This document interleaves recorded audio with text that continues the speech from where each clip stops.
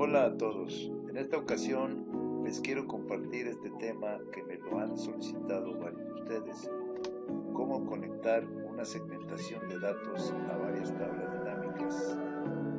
En primer término, debemos alimentar nuestra hoja de base de datos. Esta acción nos permitirá analizar detenidamente nuestra hoja de tabla dinámica, todas las variaciones que sería muy difícil y tardado analizarlas solamente con la base de datos.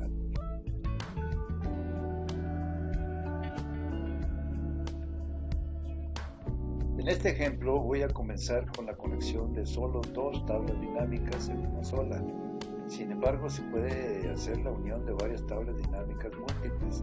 Como ya lo mencioné, en la tabla de base de datos disponemos de toda la información necesaria para construir nuestra tabla dinámica.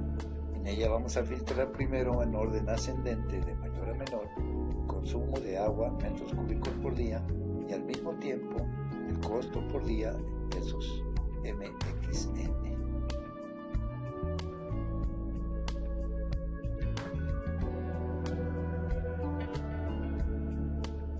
Ya situados en la pestaña de tabla dinámica, comenzamos controlando los datos en función de las fechas, buscando un reporte de datos que nos devuelva los datos relevantes.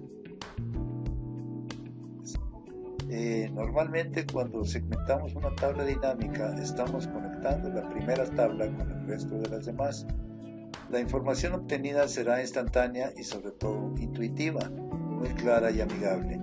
Si yo quiero ver las fechas que tengo duda, solo busco la información en la tabla de segmentación de datos que construimos en la esquina superior derecha de color gris oscuro.